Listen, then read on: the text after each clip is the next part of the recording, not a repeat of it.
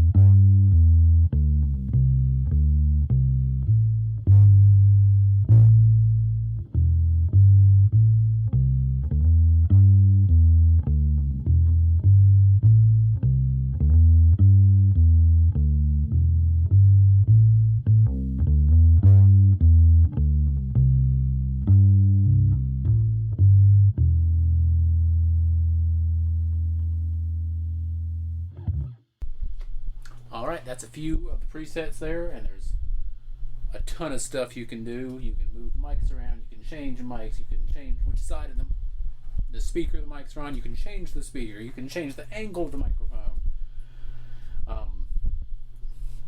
You can change the blend between the two microphones because you can use two different mics at the same time. You know, you can change the EQ, all that different stuff.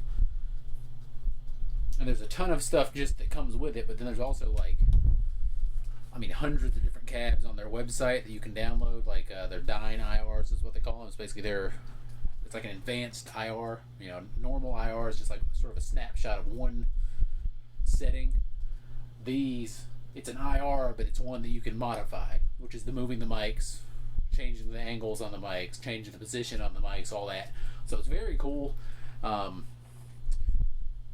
will go into doing some acoustic sounds on it and also some electric sounds later on, but I figured I'd start on bass because that is home base for me. That's my main thing is bass. So we're doing bass first. We'll look at acoustic and electric later. And just sort of the overall flow of the thing. Now, quickly to make the point, this is in no way going to replace my Helix, because as cool as this is, all it does really is preamp, power amp, cabinet, microphones, EQ, and reverb. There is no effects. So for bass, it's perfect. I mean, for bass, all I really need is what's on here. I'd like to have a compressor.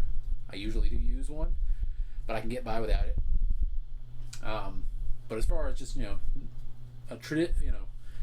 usual bass sound that I'm going to use for playing at church or playing at a concert or whatever, this has got everything I really need.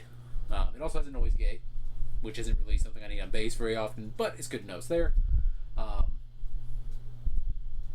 So for bass, yeah, it's probably got everything I need. I'm probably going to start taking this to church on Sundays just because it's teeny. It's, a little bit wider than a Boss pedal, but that's it. It's basically height-wise, it's the height of a Boss pedal and a little bit wider. It's a teeny little thing. And the sound that you can get out of it is crazy. So, yeah. It is definitely going to become a part of the lineup, so to speak.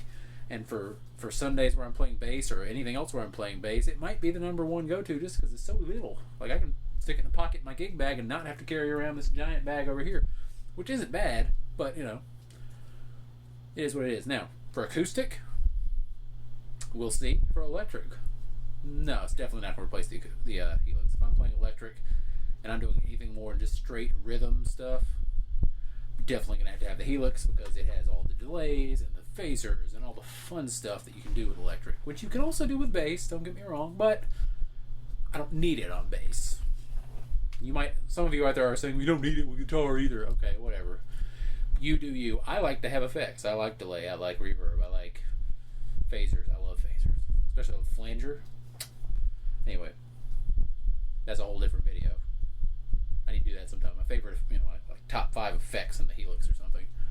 But anyway, hope y'all have enjoyed this. We will, again, like I said, we're going to look at acoustic and electric sounds with this thing as well. We started on bass. We'll do the others later, and then we'll do a full-on regular guy review of it at a later date. Y'all have a good one.